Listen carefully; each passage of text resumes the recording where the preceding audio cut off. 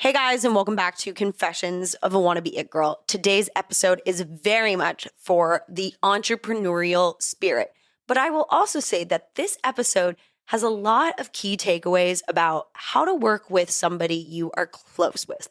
We are joined by Jake and Steph, the co-founders and cousins of Troop.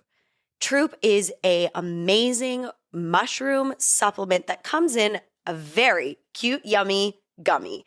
And in this episode, we're talking all about how spirituality has guided them in their business, how they got in touch with their spirituality, how they work together as friends, cousins, and co-founders.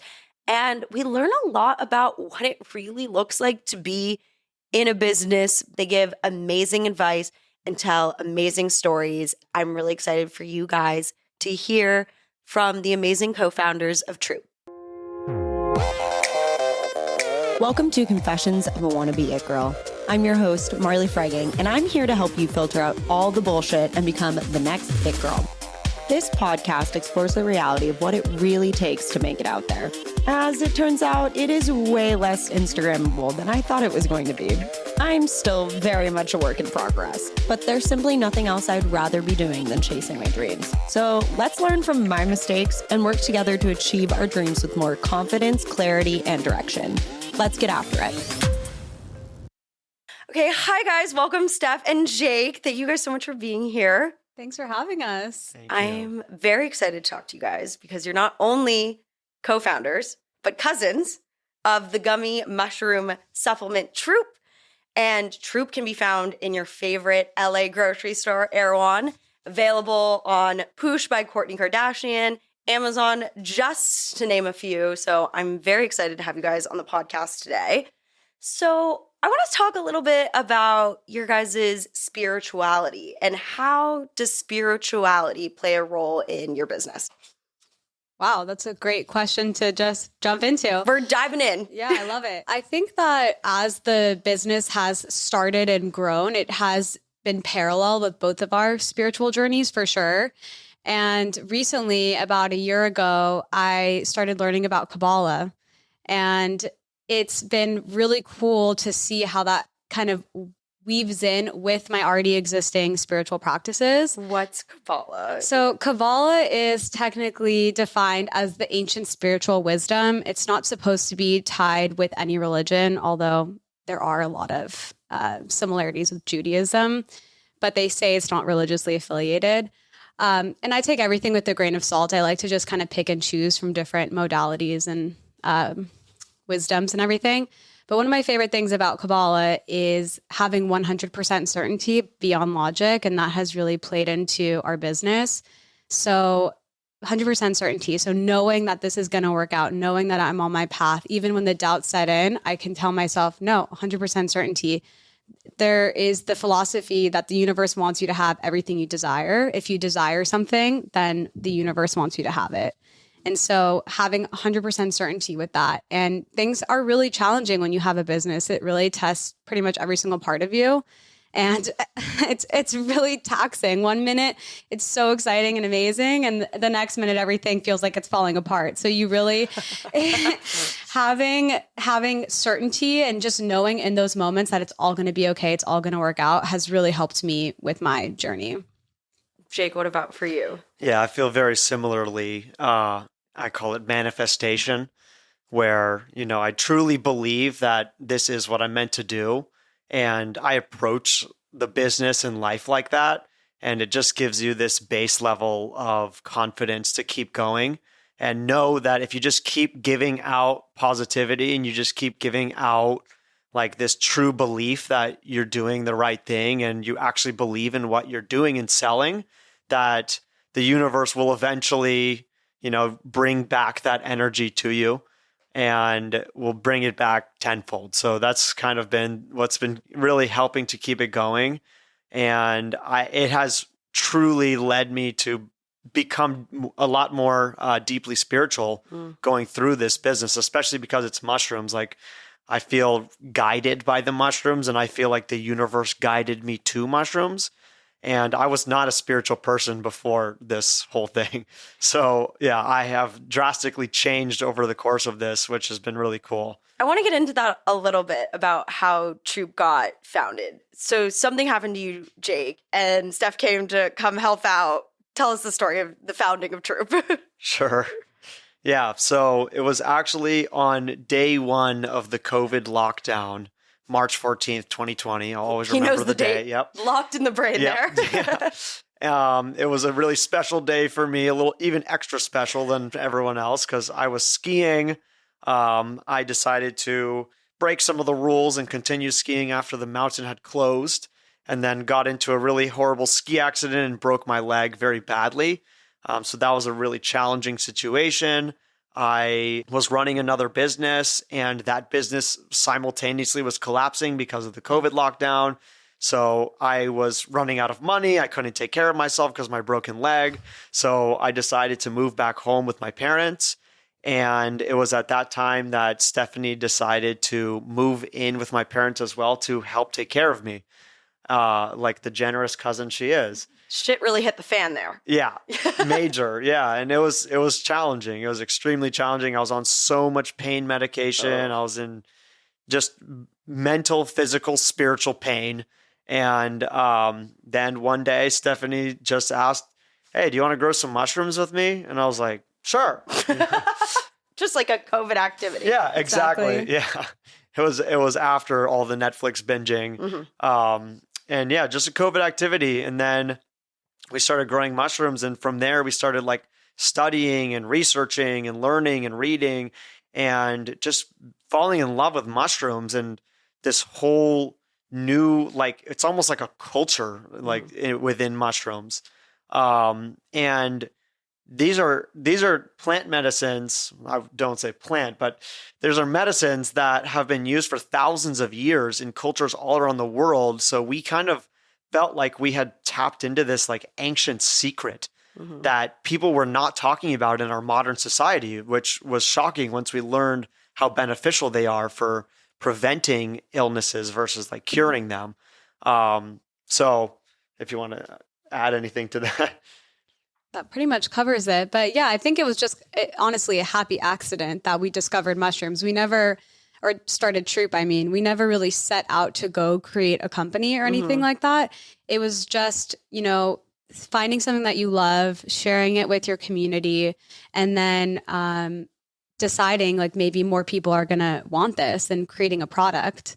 But it was never, let's start growing mushrooms and let's create a company and let's go try to make millions of dollars or anything like that. It was just, a passion, and then it became a side project, and then it became our lives. Very well, and it's very much your lives because you're cousins. You kind of have like a sibling relationship from what like I kind of know of you two. How do you two not get at each other's throats while always working together? You guys also kind of run in the same friend groups. How do you handle that? Who said that we don't? That's okay, what I was gonna say. fair enough. Yeah, it's that also has been a parallel to the business too. Like, I think any co-founder relationship is going to ebb and flow for sure. And we definitely continue to have challenges, like any business partnership. I remember there was one time we got in this huge fight. We were on Slack. We were on Slack. Jake was at his brother's bachelor party. I was visiting my friend in DC, and I just remember violently typing. Like, my fingers have never moved so fast. We're in this heated argument. And is this a public channel or is it just YouTube? It's just us two. Oh, okay. And yeah, I remember just being like, we need to go to therapy. And then he said, okay. And it was like, it was never even, a fight or no one had to convince anyone. We just started going to therapy. Yeah. And it was there was that 1 year that it was really challenging. And we went to therapy every week. And even like we would get off a fight on Slack or something and then be so angry at each other and then show up to therapy and just like be an hour silent. later. Yeah.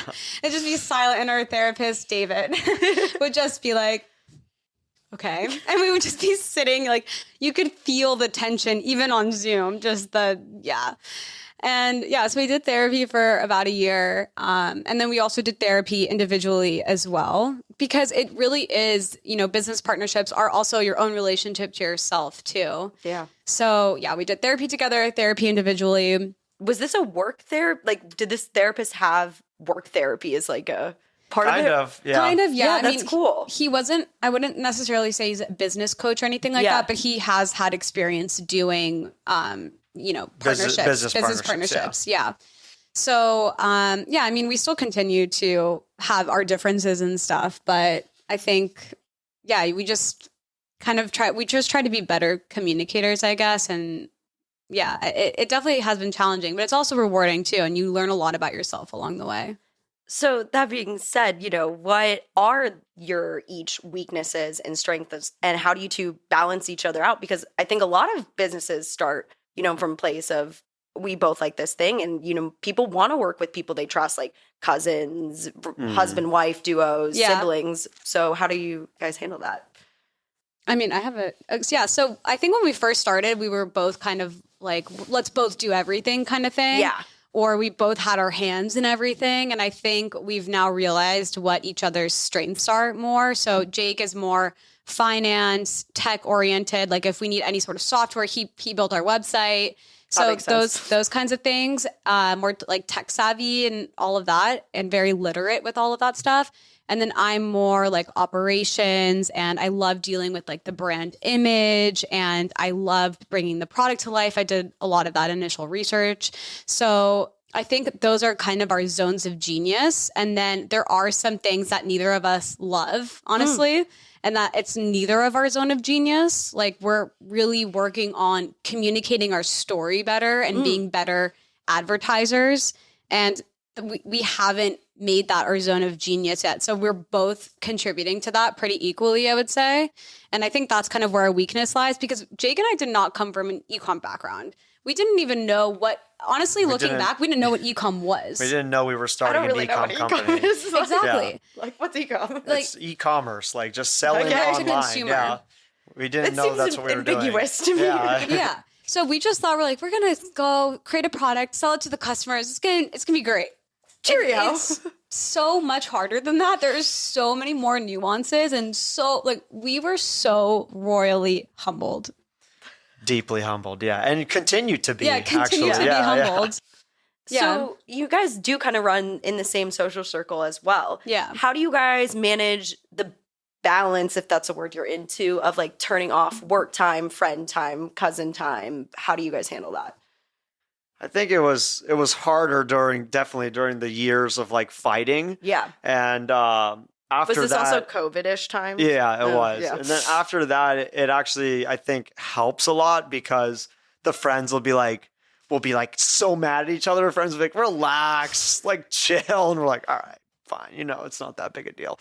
And also, yeah, like, I don't remember that our friends ever saying that, but maybe they did to you. I don't know. Like they never did that to me. But they did. I don't remember. So Steph's dating one of my friends, and my girlfriend, both of them, they're like our support team. Yeah. And they're like, they really cheer us on like the hardest, both of them. And they like communicate with each other on how to best manage our relationship and like keep us from being fighting. Yeah. So funny. It's so real, because it takes a village to run a company. Like it does. Yeah. Not just the physical thing, the act of the business, but the mental, emotional relationships involved in a business take like a lot more. How do you guys think you handle work-life balance? I know you guys are very all in on Troop, and really work every day to better yourselves as well. So how do you find balance? What's your recommendations to people who want to be in a situation like this on finding balance? That's a good question. I think that answer changes all the time, honestly. I would work until maybe 10 p.m. every night and then go to bed and be able to wake up and do the same thing all over again. And it's not that I got burnt out, because I honestly didn't, but I just realized that I'm also super important. Yes, fuck yeah. And I deserve to have some time for myself, and there will always be more work. So, I mean, aside from this week, because we do have a lot going on, we're actually looking to raise some money. So we've been getting our decks ready. We've just had a ton of really important deliverables. But aside from this week, I really try to stop working at around 7 or something, have dinner, and then take the time to myself and do things that I love to do. And we have a very robust friend group too. So like maybe once a week I'll hang out with my friends, and then on the weekends, and I love to travel. So I try to, schedule some stuff. Like I just went to a wedding last weekend in Mexico and didn't work Saturday and Sunday. So, that's steps. When you're off, are you off? Like computers, like Slack channels, quiet, like phones off, away? No, like if something comes through on Slack that I need to answer, I'll just answer it. But I go on do not disturb at like 10 p.m. and I won't answer anything past 10. How about for you, Jake? Yeah, work-life balance. I think that term has shifted for me largely because like work is life and life is work. Like we are the business, like there's not a separation between us and the business. We directly are the business. So, and that was a big realization for me, similar to what Steph was saying. Like when I found out that turning off work and going to the gym, because I would be like, I got to finish this. I got to do this. Yeah. By doing that, I'm sharpening the number one tool that our business has is us, So when you're sharpening that tool and you're making that more refined and better, and I'll turn off like work to go read now. And when I read, I step away from work and I learn something that I then bring to work that's so much more meaningful if I was just like crunching away the hours. So I've really learned that you are your business, and so you need to sharpen both, and you need to sharpen yourself in order to grow the business effectively and be your most effective version of yourself. Yeah, you guys literally started this company. I heard like making gummy concoctions in your kitchen to being in Erewhon. Like the journey is so large and vast. What do you attribute this success and growth to? Like, what do you think you guys were able to bring and merge together to, get this running start with your company? Like, it's still pretty young. Yeah, it is pretty young. I think we had a brilliant concept and idea, and I think we're lucky on the timing. Like we were the first mushroom gummy out there, and especially the first with like a really refined, excellent brand that people could trust. And our vision from the start is still our vision now. And we, sometimes along the years we'll lose our vision, but we always come back to the original vision that we started with. We're like, wow, we were right all along, which was to make mushrooms approachable to more people. We wanted more people to feel comfortable taking mushrooms, trying mushrooms.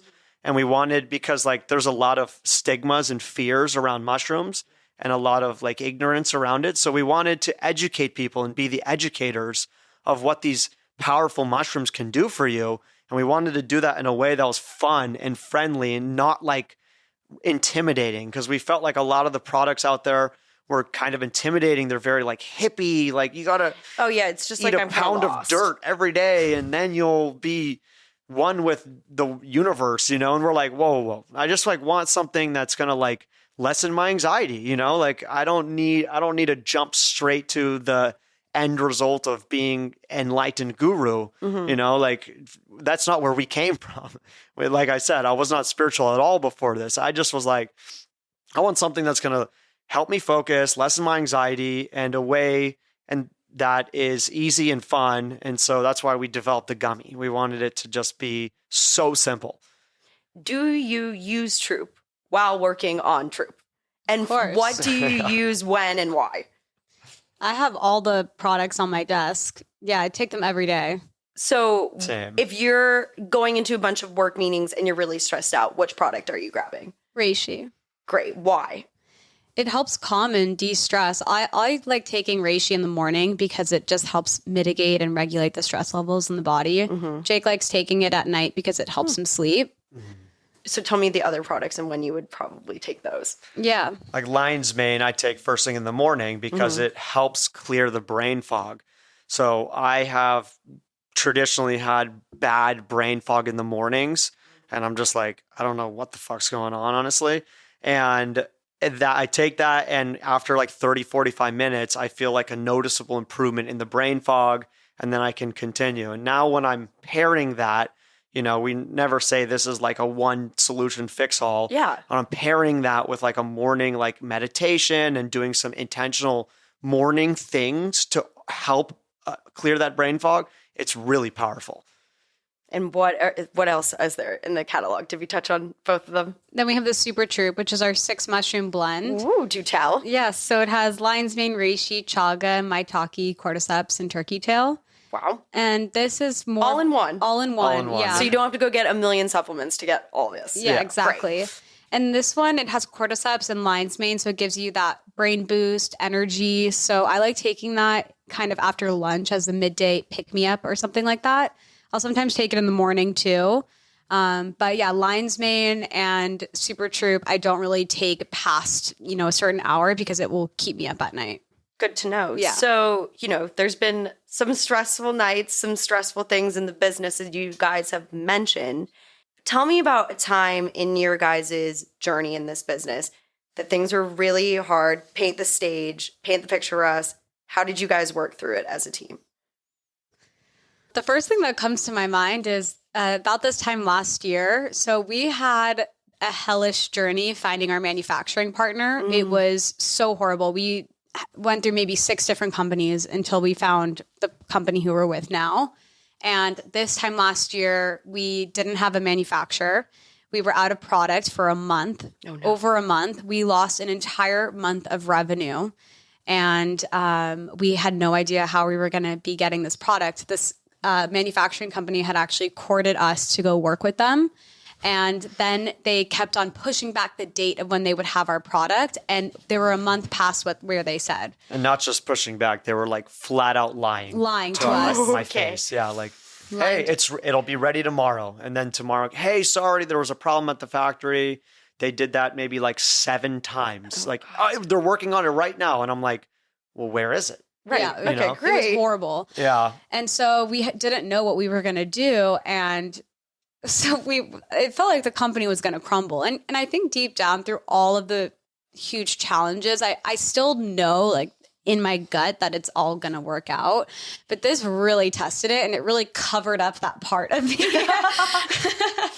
And I just actually remember I was writing down, I journal every morning and I was writing down in my journal every cliche you can imagine. I need to take a picture of this one day. But I was like, this too shall pass. What doesn't kill you makes you stronger. This wouldn't happen if you couldn't handle it. Like I was telling myself every single cliche. It was so dumb. But yeah, it was so immensely challenging. And luckily we ended up finding our partner and they turned it out for us really quickly. And but now, not before we found out that that manufacturer was that whole time that they were delaying us, installing us. Yeah. They were manufacturing another mushroom gummy for our biggest competitor. So they were like, we still think they were intentionally stalling us. Yeah. Just to like let the other people get on the market and get on the shelves. And so it was like out of a movie. I couldn't believe it. Yeah, it was that sounds like a plot to a film. It literally was. It was like corporate espionage. Yes. You know? Yeah. We actually, so these guys were in San Diego, so we just kind of sprung visits on them. Smart. Yeah. And I remember one time I went and this guy texted Jake and was like, can you tell Stephanie to stop yelling at my employees? And there was no one in the room. Like, he was freaking out. He was like, she's attacking us. Because I was driven down there and I scared. And and then I talked to his boss and his boss had no idea what was going on. He had no idea that he had promised us all of these things and that we were so behind in XYZ. Yeah. And so the boss ended up letting us use his one of his gummy makers. And the guy came in on the weekend and made us a really small batch just to tie us over until we got to our new manufacturer. Wow. Yeah. So what were you mentally, physically doing just to like keep the business together? Because I think everyone thinks like, oh, you just Crying. have to cry. So much anxiety. I mean, let the emotions out. We love. Yeah. So much anxiety. Actually, one of our friends, Jake, was going with one of our friends to this YouTube thing. I don't know. And they ended up making a rap about this situation. We made a rap, yeah. It was dark comedy. Yeah. You know? It was dark. So use comedy as relief. Yeah. And cry. Yeah. Crying, so much crying. And is it just like kind of part of the business journey, you feel like? Yeah. I mean, from what I've heard, this is not anything new for small companies. It's a small, I mean, it's not small. It's an unfortunate fact that when you're small, no one really cares about you when you're in the manufacturing business, especially because these companies are dealing with other companies, but that have so much larger order volumes and all of that kind of stuff. And so we're still small, and you really have to find someone who believes in you and believes in your vision. And I think that's the same struggle that any single company, you know, the founder of Spanx, I'm blanking on her name right now, Sarah Blakely. Yeah. Sarah Blakely, she had the same thing. She went from manufacturer to manufacturer, and no one wanted to make her product. And in hindsight, obviously, everyone's kicking themselves. But in that moment, you really have to find someone who believes in you and believes in what you're doing. And is just a good business partner. Yeah. Like there's a lot of not serious people in business across all business who, you know, are just in it for a quick buck.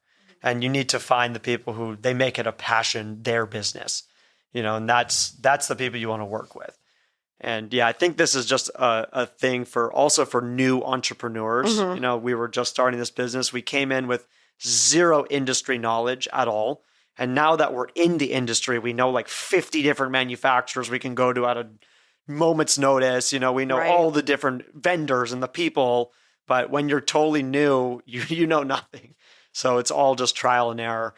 Speaking of a little bit of finding the right people to work with and whatnot, I can't ignore the fact that, you know, you're a male, female co-founders. And so, Steph, I wanted to ask you, has there been any conversations where, you know, people will kind of default to Jake and you feel like it's just because it's male? How do you, Jake, like redirect it? You know, how do you both show up as equal partners? How do you handle that? I for sure have felt that people default to Jake, and I've also felt that there can be this kind of like bro-y fraternity thing that goes on in business. And when we hop on calls with investors and stuff, it's predominantly men, and I've noticed that, and it doesn't bother me, but I have noticed it. And actually, you know, I will say at the beginning, I was a little bit intimidated by just being on a call with like 6 men that were all business people, and I had imposter syndrome. I was like, maybe I don't belong here, you know, or something like that. But I really had to work through that. And I'm like, no, I do belong here. And like, this is, you know, equally my company. And I don't really think that anyone kind of puts me below Jake or anything like that. But yeah, it just has been really interesting being a female in a male dominated world. Yeah, no, it's definitely just, we can only hope that things get better and better, but like, we can't ignore that sometimes default settings, known or unknown, are still there. And Jake, have you noticed, or how do you feel like you redirect it? Has there been conversations about it behind closed doors or anything? Yeah, I think in the beginning I didn't notice it because it just wasn't something. It just wasn't something that I paid attention to. You know, like it was not in my universe. I just kind of like moved along, you know, and it wasn't something I ever focused on. But Stephanie did bring it up to me in those early days. And then after that, when I would notice it, I definitely would always try to be always more inclusive, like us, we're co-founders. Oh, we're co-founders. You know, it's not like just me, it's us, you know, when we make the decision, whatever we decide, it'll be. So, yeah. So I want to go back to those, you know, initial days, and you guys are getting into mushrooms. Like, why did you have to choose mushrooms, and which mushroom did you guys start with? Like, there's so much hype around mushrooms. I just want people to understand why this was important to you guys to do. Yeah. What really initially struck my interest about mushrooms So I was introduced through functional mushrooms, or two functional mushrooms through psilocybin mushrooms.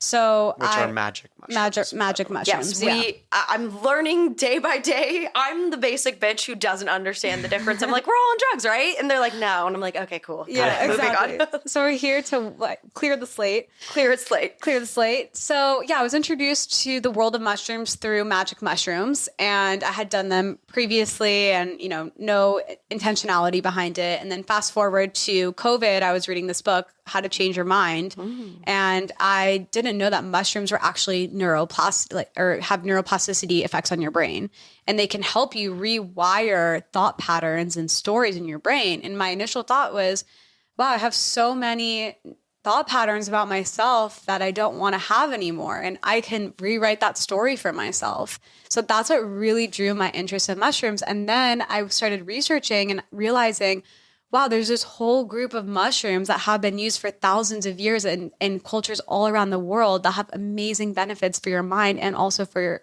your body. And so that's what really sprung the interest. And I was like, Jake, we got to start growing these. And without hesitation, he said yes. And so we started with lion's mane, and that was... You're just growing in the backyard, or like in the what? closet. In the closet. Actually, Very good. Very good. Yeah. Yes. Yeah. So we started with lion's mane, and when we started, it's like the world opened up for us. We started meeting all kinds of people that were in this space. We met, I was at a friend's barbecue, and I met this guy who was a mycologist, which is a mushroom farmer, basically. Very cool. Yeah. And so he was working with us and growing things, and he had all the latest research, and he was just such a cool person to liaise with. And then just, we started meeting people. It's like, I don't know, it's like the mycelial effect. It's this underground structure of mushrooms that connects the ecosystems. It's kind of like that's how life is for us. Like we're all interconnected in some way or the other. And yeah, the world just really opened up for us, and it was really exciting and almost validating that we were on the right path. Jake, when did you start to realize like mushrooms really were for you and for the company? Yeah, so we started growing them for a while, and that was really exciting. And then during the research phase, we watched the movie Fantastic Fungi, which is on Netflix. It has 100% rating on Rotten Tomatoes. Yeah. It's like amazing. One of the few. It's Okay, that's so incredible, cool. incredible movie.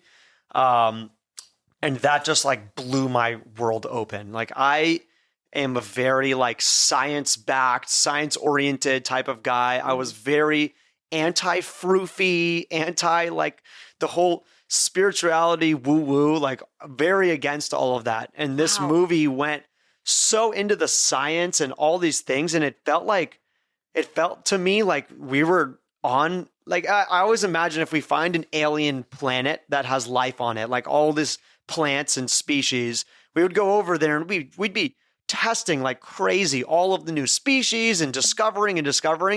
And then I found out that there are millions of species of mushroom on this earth that are still undiscovered.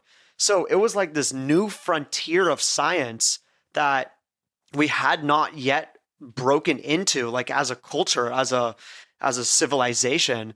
And so I was like, there could be a mushroom out there that has insane impact, that helps cure cancer. There could be a mushroom that it helps, with skin and nails. There could be a mushroom that helps with eyesight. There could be all these different types of mushrooms that we don't know of yet. And already the ones we did know of were so powerful and impactful that had been used for thousands of years. It was like, why is this not front page news? I was so confused how this wasn't everywhere. And since then, it has started to become everywhere, you know? And now it's like everyone's talking mushrooms. And also with psilocybin, I truly believe is like the cure to mental health on Earth, on our planet. I think it's going to drastically change the mental health landscape of our whole planet, and like eradicating things like depression, anxiety, not eradicating, but Insanely giving, assisting. yes, exactly. Like giving a extremely powerful tool to help with those things, and not just to wipe them out like an SSRI does, which I consider like a Band-Aid on an open wound. This is like going to the core and actually healing down to your core what's really causing that anxiety and depression and all these different things that's blocking you from living your happiest life.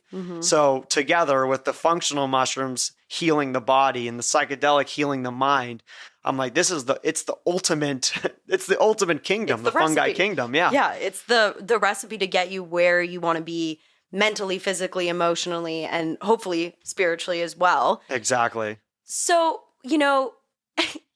when you pick up Troop, they don't necessarily look like a mushroom. They're a beautiful gummy. Yeah. Tell us a little bit just to get like nerdy with it. Like, how was this made? How did you like put a mushroom into a gummy?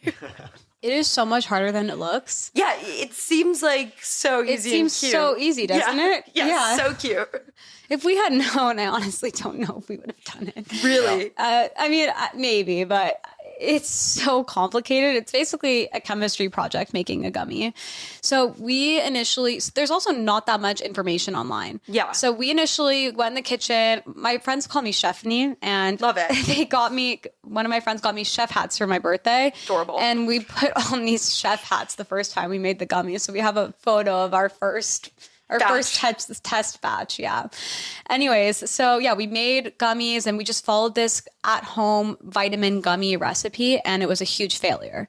It was so disgusting, and there was like too much gelatin at the time.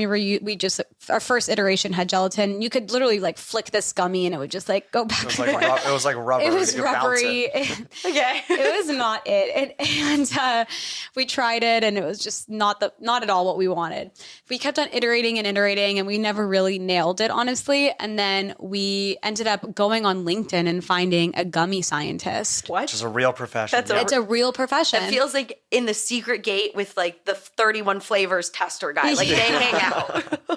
Exactly. And this guy, he had been doing it for decades. And Damn. it's crazy, actually. Our manufacturing company ended up hiring him randomly. Oh, shit. Yeah, it was so kismet. Without them knowing that we had worked with him, it was so kismet. Anyway, so we got on the phone with him, and we said all of our criteria. We said no high fructose corn syrup or dyes, no artificial ingredients, all natural, real fruit flavors. We don't want to use allulose, which is linked to stomach issues. What is It's like sugar alcohols. It allows you to be sugar-free on your label. However, a lot of people report digestive issues. Oh. Yeah. And it's not allowed in the EU. So we're like, this doesn't seem super safe just so we could say no sugar. You know? Yeah. And we wanted it to be vegan. Okay. So all of these criteria. And That's a tough list going in. It's a tough list. So... and delicious. Oh, and delicious. Let's not of forget, it course. has to be delicious. From the start, we said, why be a gummy if you're not delicious? No, it's so true. Exactly. Yeah. And you can't be a health food gummy if you put all that crap in it. No. Yeah. So we said no junk and delicious. So he started making us products, and it was actually really fun. I still have the bags at home, all the plastic bags with the labels and stuff and the dates of all the samples he would send us, and we would come back to him, 10% too much flavor. We started really noticing all of the different components of the gummy and how to tweak them. So we would say, too much of this, a little less of that. Try 10% less citric acid. I was like really specific, and now I could taste it in a gummy. So now your palates for gummies are very we're large connoisseurs too. for sure.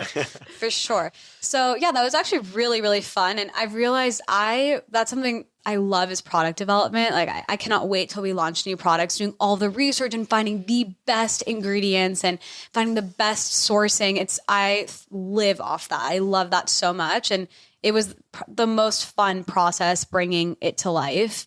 And yeah, we have so many samples. I got to show you a video of all of these samples that we have. It's like a full bin, a storage bin just filled with samples from different companies. So it wasn't just like one and done and you have a product. Oh no, it was a year. It was like a year of testing and iterating because the mushrooms they're powerful. We put a lot of mushrooms. Like we wanted to have the highest concentration of mushrooms of any other product so that our goal was a 1-for-1 replacement from the pills or the tinctures.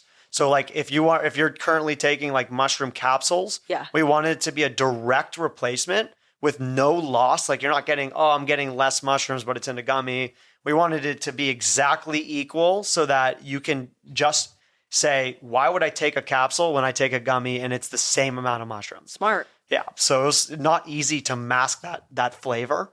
And it took a long time with a lot of iterations. And we finally came up with 3 products that are just like so honestly so good that sometimes I feel like we almost made them too good, because people are like, I can't buy this because I'm going to eat it all at once. And I'm like, can you eat it all at once?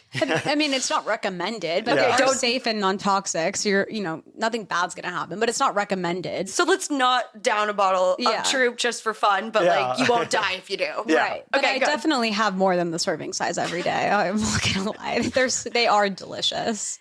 I'll say like there's definitely been ups and downs in this journey of getting Troop to where it is. If you guys were to do it all over again, what would you say to yourselves going into this journey? Good luck. I would have spent the money so differently, and I would have done so much more research on e-commerce. And the first year we basically did no online advertising, which is now to us absolutely insane. We invested a lot in real life events and grocery store demos and things like that, which of course have benefits. But if you look at all these really big companies, they're doing that later down the line when they already have an established base. And we initially thought, I don't know where we got this in our heads, but we initially thought that people needed to try the product. But the fact of the matter is that the way people are purchasing has changed so much. Yeah. I mean, I bet you didn't go to the furniture store and buy your bed. That bet I did, but not the rug. Yeah. Okay, sure, the rug. People are buying things without trying them. Perfumes and furniture and Right. couches, all these things. So people actually don't need to try the product. And we have a money back guarantee. So if for some reason they don't like it, it's risk free. We'll give them back their money. So we learned that the hard way. We did so many different sampling campaigns, shows. We partnered with this one company to do an exhibition in their store. We just like all this dumb shit. But you got to learn by doing some. Yeah. Yeah. What about for you, Jake? Yeah, definitely research would be great. Reading books. There are books on doing exactly what you want to do, whatever it is you want to do. Mm-hmm. There are books written on exactly how to do it.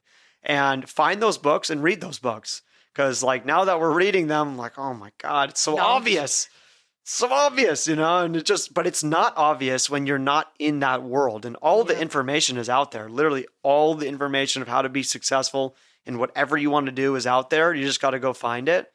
So I would also say talk to more industry experts, like find people in the industry, ask them these exact questions that you're asking us right now. What would you do different when you started? And really listen to that and take it. And even if it sounds completely wrong to you, you can't listen to yourself because you don't know. You have no idea. You got no experience in the game. So really listen to those people with more experience. Yeah, I was actually just listening to a podcast on the way over here with Allie Webb, who founded Dry Bar.